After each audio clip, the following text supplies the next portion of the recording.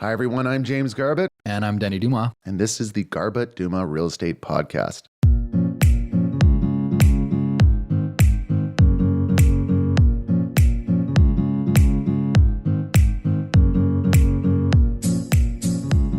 Anyone that's a podcast fan knows that we really enjoy doing these predictions, mostly because it's kind of fun for us. Two, I think it maybe gives you a little bit of insight into what we see daily and where we think this market is going to go in the next year or so. So this is going to be our 2022 prediction podcast, what we think is going to happen over the next 12 months.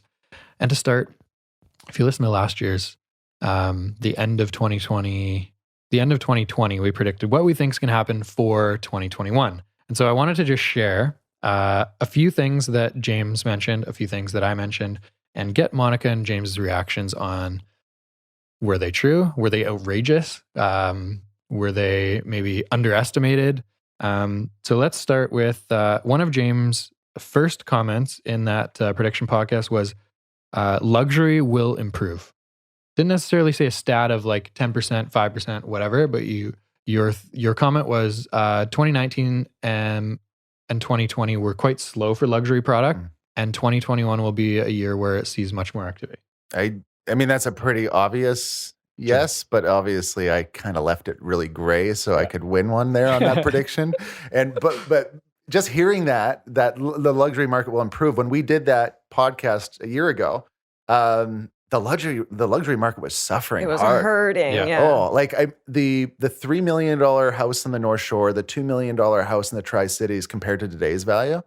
Oh, I mean, those are such good deals. You know, like what you could get. I mean, these are big numbers, granted, but I can't help but focus on detached homes. And it seems like what was $3 million when we did that podcast is now $4 million in the North Shore. And what was $2 million in the Tri-Cities is now $3 million or high twos anyway. I remember seeing some 5,000 square foot 5-year-old homes in central Coquitlam selling for like 2.1 or 2. And some of them were on the market for years. That's well below replacement value. Yeah. And you're right. Some of them were on the market for years. Yeah. Okay. That was an obvious, an obvious one. Crystal ball, 100%. Drain that one. Nailed it. Yeah. Okay, Monica, you get to comment on this one first. Downtown Vancouver condos will improve 10%. Ooh. Specific at least. Yeah. Downtown condos, did they improve 10%? I think not quite. My thought is they were much more active in 2021. 2020 was the big exodus of Vancouver proper and people moving out to the suburbs for more space. But I don't have exact stats on how much they improved, but I would guess it's pretty close. Yeah. I've been in Olympic Village in False Creek a lot recently, and those condos are up much more than 10%, probably 15, close to 20. I remember seeing a one in den sell in the early 2020 for like high 6s, and now those are 825. Okay. I think that's the 15%. Biggest thing I noticed downtown is the condos are selling. Yeah. So that was big. So you got that part right. That was a big change. You got that part right. The condos are going to sell. They were building up. Yeah. You'd see in one building 11 one-bedrooms for sale at the time I think we did that podcast. And then now it's probably 3 or 4. I don't know. It's dwindled. And they're selling. Yeah. That's the good. Yeah. That's the good news. So there might be Woodward's Gastown. We did a recent transaction there. I think that was probably in the 10% zone. I could see how Olympic Village, False Creek was probably a little higher. There's probably examples that are on both ends of the equation, but if I were to guess, I'd say it's probably been up 10.1%. So I'm 0.1% off would be full of it. Okay, next one. And you mentioned a couple neighborhoods here. So I'll say your comment and then the 3 neighborhoods that you mentioned. You say suburb paradises will see a big jump in single family. And then you mentioned Port Moody, Lynn Valley, Deep Cove. Yeah, those are obvious. Spot on, yeah. And when we say big jump, are we guessing like 25%? Like this was a huge jump. Yeah, I would probably think 20%. Has to be. Yeah, it has to be over 20. Yeah, I think 20% plus qualifies as a big jump. You used to be able to get a detached house in those areas that you're talking about for 1.1 to 1.499. Now there's nothing. We're talking 20, maybe 30%, depending on what it is. Yeah. What's a good example of a heritage mountain detached home that I've seen more 2s in front of them than 1s and Like Yeah. all of them were in the ones before. Now You give the more- Heritage Mountain example, and I'll give the North Van example because I've been Okay. over there a lot for single family recently. Okay. So, yeah, I mean, I had clients looking in 2018, 2019, and 2020 in those areas, and you could get, depending on, of course, all what it is, the lot size, all that type of thing, you could get something between 1.25 and 1.35, something really like nice, from up to 145. Those prices are absolutely laughable is today. it like a 3,000 square foot 20-year-old home? 3,700 square foot, 15-year-old Yeah. home. Okay. Yeah. And now those homes are high 1.8s to 1.9s if they're like dumps. And if they're nice, it's 2.3. Like that's it, not even 2.1. It's like 2.25, 2.3 and more. And then the luxury houses like that you're talking about, there was several of them in the area that sat on the market for years. On the low end, they're selling for 3.3. On the high end, they're selling close to 5 million. It's crazy. Yeah, there's probably some examples in Belcarra that show, well, I mean, the example you just gave of a nice Heritage Mountain house that's 2.2. Yeah. I'd say was- like the run-of-the-mill nice Heritage Mountain house is 2.2. And that would have been, I mean, it's hard to visualize a year ago, but maybe 2 years ago, that was 1.5? Or That one- exact house 2 years ago was 1.5. Okay. Yeah. Okay. That's a big jump. That's a massive jump of a suburban paradise, Denny. Totally. North Van has arguably been the most competitive single family market I've seen in the last 12 months. And a couple examples, looking at homes in and around Edgemont Village right now, the entry level price point 12 months ago was in like the 1.7, 1.8 range. And now land value is 2.4. Yeah. Land Back up. value for like a 8 to 9,000 square foot lot. So pretty good sized lots, but that land value has gone up at probably 600K. So where was that? Kind of in and around Edgemont. Gotcha. Yeah. And then going a little bit farther east into kind of Lynn Valley or along Mount Seymour Parkway, a nice livable home on a quiet street has gone from 1.5-ish to around 2 million. And so like that, what is that? That's a 20 to 25% increase. Yeah. In 12 to 18 months. Yeah, the North Van's had some interesting trends because a lot of the North Shore people want to be there, and a lot of the Vancouver proper people are choosing that as their choice of getting out of the city. Totally. So a lot of professionals or higher net wealth people are choosing North Vancouver as an option. Has more options available than West Van. It's more on the radar than West Van, but West Van is thriving as well. Lynn Valley, the discount from Lonsdale area to Lynn Valley has reduced. Like there used to be a big discount from you want to be in Lonsdale or Grand Boulevard, that sort of pocket, and it would be much cheaper to go out to Lynn Valley. Yeah. But that's no longer the case. Gone. Lynn Valley is really desirable. Yeah. A lot more amenities, a lot more commercial stuff, new construction, a lot more young families going that way. And now Deep Cove is a unique one because there's no typical house in Deep Cove. They're all different. But that market has gone through the roof.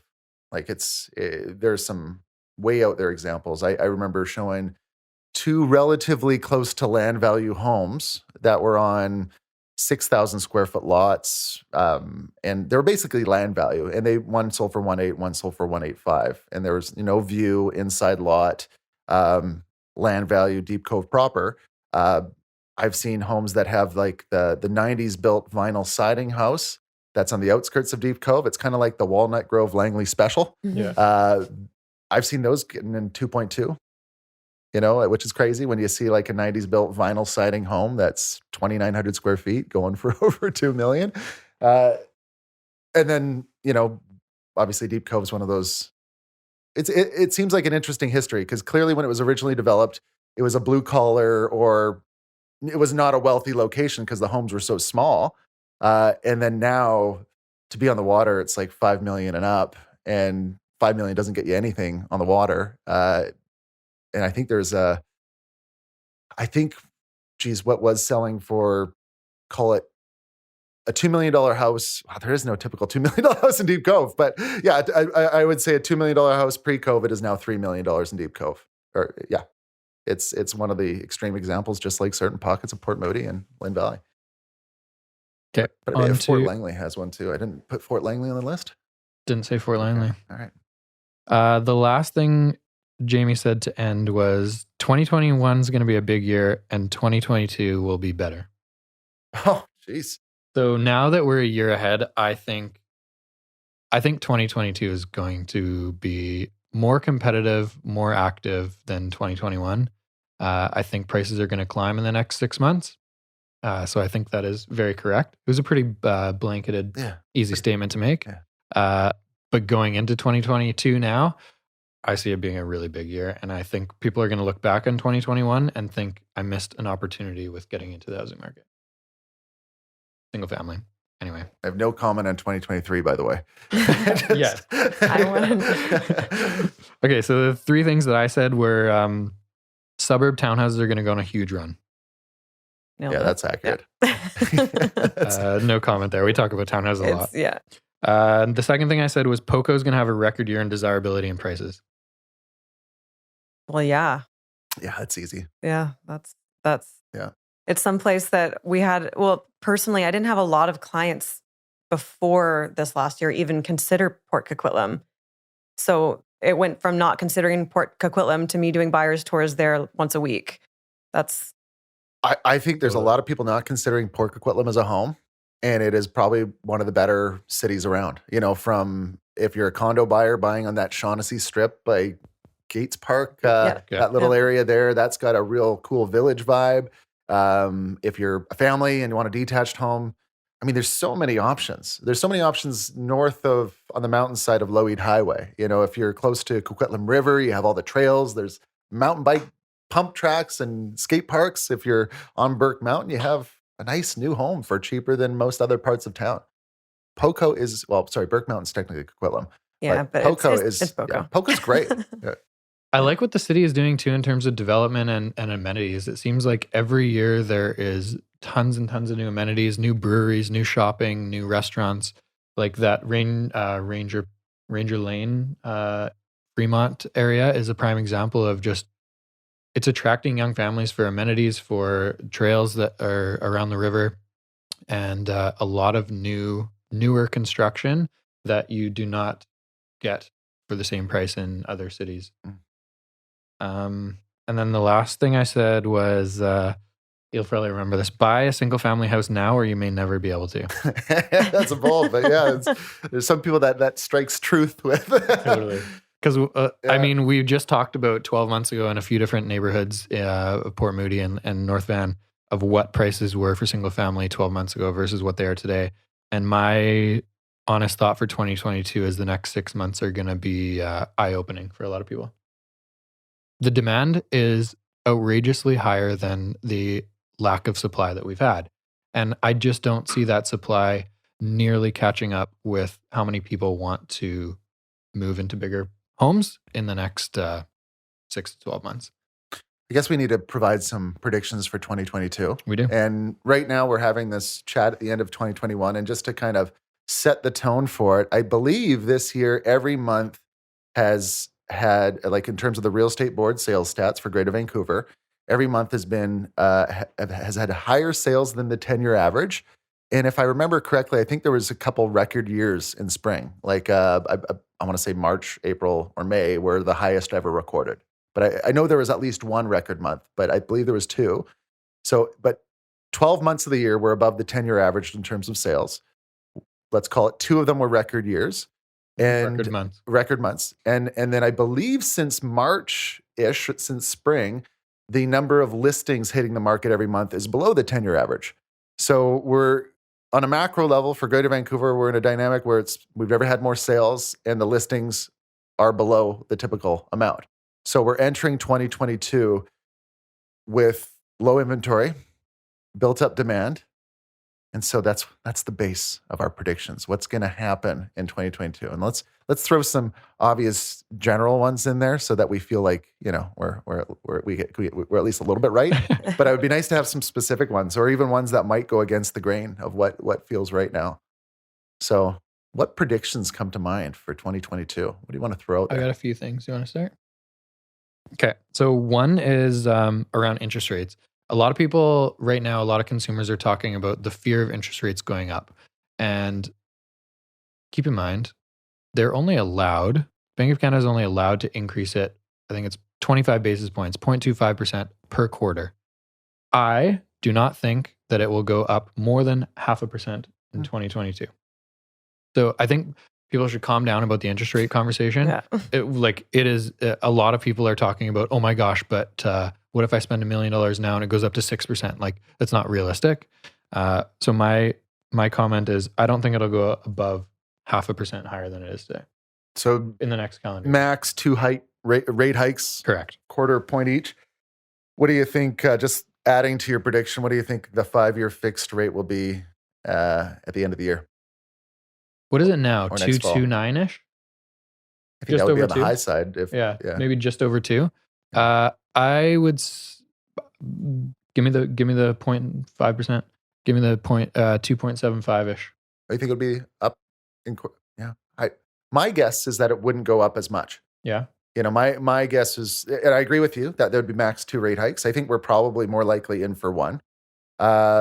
I think we're still going to see closed variable options similar to where they are today, maybe, but with a 1 in front of it and probably in the mid ones. If 1.35 exists today, I don't see it going higher than like 1.9, like for a closed variable.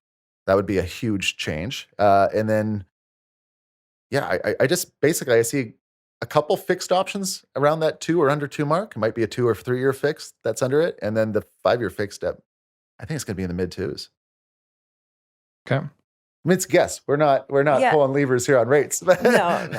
I think that with what we've seen in the past, and yesterday or this morning, I read about the property tax increase 6.25% above what it is now in property transfer tax.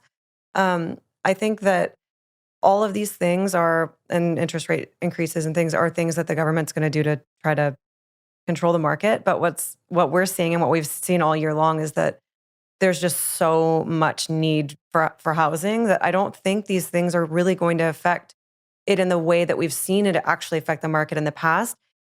It's going to put downward pressure on products like condos and townhomes, which we already don't have enough of, which is going to make those properties more desirable because they're more affordable, which is going to make them sell for more. And then those people selling are going to have more cash to spend on detached houses. So it's not going to change. It's going to do upward pressure. And I think we're going to see it maybe till 2023. Okay, my next comment is 2022 is going to be a year where we flip back to a more traditional real estate cycle. So what typically happens is the spring is the most active time of year. Summer slows down a little bit. September, October, sometimes November are active, but not necessarily at the levels that they are in the spring. And then December is a slow month. The last 2 years, we've seen the opposite. So 2019 was a really slow start to the year. The first 6 months were very slow. And then it seemed like every month, July onward, got slightly busier. 2020 started very active. COVID happened. We saw a much slower spring than we were feeling was coming based on the coronavirus. And then the second half of 2020 was crazy active. A lot of neighborhoods in Greater Vancouver started seeing peak pricing. And 2021 was almost the same. 2021 seemed like every single month got better than the last in terms of pricing. I think we kind of flip back to a more traditional market where the next 6 months are going to be extremely active. I think prices are going to climb. We see a little bit of a slowdown in activity for the summer. And then the fall is a more traditional fall that activity increases, but prices kind of hold their own. Fall's the unknown. It is. Yeah. Any specific predictions in terms of property types, percent appreciation increase, areas that may be hot or areas that may be cool? I think it's going to be like upward pressure on detached still and townhomes. I think condos haven't really had their time in the sun yet. Mm-mm. I think if there's one big product, it's going to be condos next year. So one of the things I wrote down was pre-sales are going to be back to the activity of 2017, which was where we were seeing lineups out the door, people sleeping overnight waiting for projects to launch, lotteries, like developers having a lottery system in order to who gets these condos. You're selling 100 condos. There's 800 people that fill out a request form. I think we're going to see a lot more activity in pre-sales because there hasn't been a lot of them. It really hasn't. No. Yeah. No. Let's kind of throw up some random predictions here to see what they measure up. I think, again, this is kind of hard. It's nice to be specific on a prediction in case you happen to hit a haymaker. I'm going to say Port Moody's going to see its highest ever detached sale price in 2022. I think that the detached market, it's really hard to predict what a 2022 fall will look like.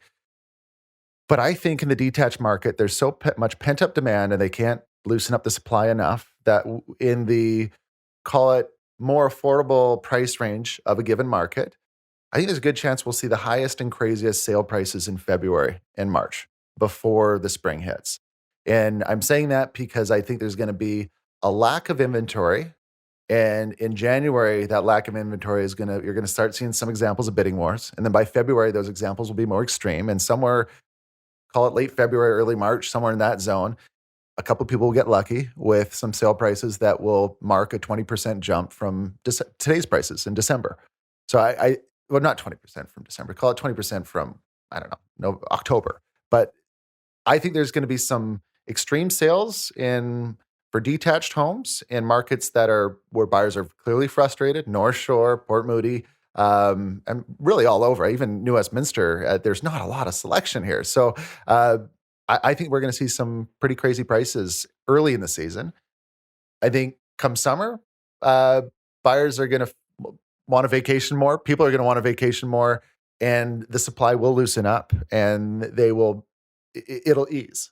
The unknown is this year we saw August dry up, meaning listing inventory went down in August, which caused higher sales than expected in October, November. And that could very well happen next year, or it could go the other way. And so, Denny, you're talking about more of a typical seasonality behind the market, which means that it would slow in the summer and have a surge in the fall, but nothing crazy. Like prices, the best sales would probably be in the spring. That's what I think, yeah. Yeah. My thought would be for detached, I think the best sales, maybe not except for luxury, because luxury usually lags a bit, but for, say, the entry-level detached, I think they're going to have the best sales in the early part of the year, call it February. And I think condos are going to be month over month climbing in prices. So condos will see their highest price at the end of the year. So the one product I think, besides condos, of course, that is going to surprise everyone this year is land. Like the tear down, I have to build right away product. I think that building has been so complicated in the last, year or two. But because of the pressure on detached homes, I think a lot of people have started to turn towards the idea of building their own home or doing an insane studs out renovation. I think those products are going to be like the outside of condos for detached. I think, yes, detached homes are going to do great, the move-in ready. But I think the surprising increase is going to be on like the ones that you have to knock down or build on rather quickly. I think that those prices are going to drive up the land values, and that's going to affect the detached move-in products. Also on the land comment, I've got a Port Moody example because I'm looking at a couple like townhouse sites for a developer client. And there was one just south of St. John's, small lot. It was like a 9,000 square foot lot that you can build 8 townhomes on. It sold in early 2020 for 1.9. They just relisted it for 3.6. Yeah, crazy. I don't think it's nearly worth 3.6, but on this land conversation, when strata is increasing at this alarming rate, townhomes in Port Moody have, like the average 3-bedroom townhome up the hill in Heritage Mountain went from 850 to 1.1 in 12 months. So a developer sees that and thinks, oh, my margin just got a lot better. But there's like one example of how much land has already increased. And I don't think it's 3.6. I think it's probably worth like 2.7, 2.8. If that listing agent is listening, I'm got a developer client that will write an offer tomorrow. No, land. I'm excited about what's going to happen with land next year. We haven't seen it in years. Like 2017, I think was the last time you really saw land be so desirable. But I think totally 16 probably. Yeah. I think this is the year that starts up again. Yeah. Construction costs, I think, will remain high. I don't think those are going to get cheaper. There's what was, call it 175 a foot 2 years ago is now 250. And What do you I think? could see that trickling up even more towards the end of the year. So even though land, land's always desirable, but the cost of putting up a structure, that is going up, but I also feel the market is going up more to accommodate it. Yeah, I think people are going to look at, like, I can buy this for $3 million, Yes. or I can buy this for $2 million and build my own $3 million house. Like that's going to be a conversation that starts happening, and it's already started happening with a lot of our buyers thinking, okay, I'll build my own house. Again, you won't let me buy yours, I'll build my own house. I think that move is coming. I think we'll see it towards the end of next year, but it's going to start, like 2022 is the year that like building your own house comes back. Yeah. I when you look at like North Shore as an example, like these $2 to $2.5 million detached house sales, I mean, there's less than $300,000 of structure on a lot of them. They're well undersized. I mean, some of them are nice, don't get me wrong, but often the nice ones are still well undersized. And how much value does that add when you have a $2.5 million, 2,500 square foot home on a lot that you could build a 6,000 square foot home? So it's, eventually that home will be worthless. My thought on another prediction would be that this is the year I think condos have their moment to shine. That being said, I don't think they're going to outperform detached. I think that detached will still outperform condos, but it will be close. And I also feel that this is a year where the inner city markets like New Westminster, Burnaby, East Van, East Van in some areas hasn't been affected much, but inner city suburbs. Let's go New West, Burnaby, for example. The condo market in those cities, I think, will go up in line with the condo markets on the suburb paradise cities of Port Moody and North Vancouver. So I don't think that one will outperform the other. I do think that New West and Burnaby have more room to improve. But that being said, I don't see the demand subsiding in some of those other markets either. So I think they'll go up the same. New West and Port Moody will go up the same this year. I don't know. I'm going to say I disagree with James. Yeah, very right. I totally disagree. So I'm going to disagree with James. Well, we're talking about condos, so we'll right? see which condos As a percentage. We're talking about condos as a percentage. We'll see next year. Folks, we have a disagreement I'm going here. to disagree with James. All right. I think the mindset has shifted. I think a lot of people, when I started in this industry in 2014, for the first few years, a lot of people, location was number one in terms of being close to the city, in terms of being on a SkyTrain line and, whatever, a 20-minute commute to downtown. And that has completely shifted in the last 2 years to I want to be around amenities and outdoor space. But also what happened in the last 2 years is Coquitlam and Port Moody opened up SkyTrains. Totally. I don't think, I think Port Moody probably will still be the number one strata increase in 2022. And I think Poco will be number two. I really like Poco. I think Poco's still undervalued. I think a big concern for a lot of people is affordability. And when you're seeing a single family home in Coquitlam go from 1.3 to 1.7 in 12 months, and you're looking at the exact same house 10 minutes farther east in Port Coquitlam, still at 1.3, 1.4, I think a lot of people will. It's a gradual awareness maybe, but also acceptance of Port Coquitlam being a nicer place to live. And Port Coquitlam is a place like New West 20 years ago that had a bit of a grungy feel or reputation. And I think that is changing every year, and more young people like us are okay with Poco. Just to be clear, I don't disagree that it's desirable out there, but just on our prediction of New West versus Port Moody here, just Poco aside. We'll see. Townhouse in Victoria Hill versus townhouse in Klahani, or we'll have to look at those. Those are the examples. 1 bedroom in Murano Loft versus a 1 bedroom in, was it 110 or 121 Brew? Which the 110. 110 Brew. Okay. When we reflect back at these predictions next year, we'll look at those. Those are the examples that we're looking at, just so that we have a percentage of increase. Question for you. What do you feel would be the percent increase of detached homes by the end of the year, end of 2022, in Tri-Cities? North of 15.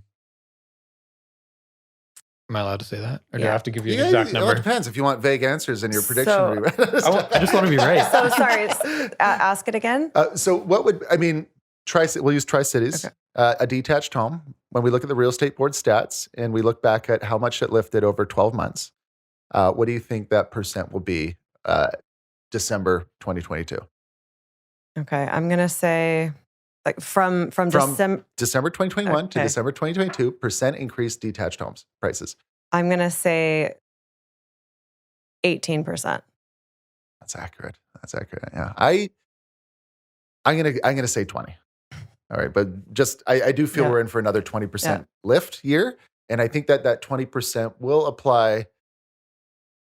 I mean, I think it's almost going to apply to pretty much every market in Greater Vancouver. Yeah. I think Richmond will see it. I think, I think a lot of markets will see a 20% increase in detached homes.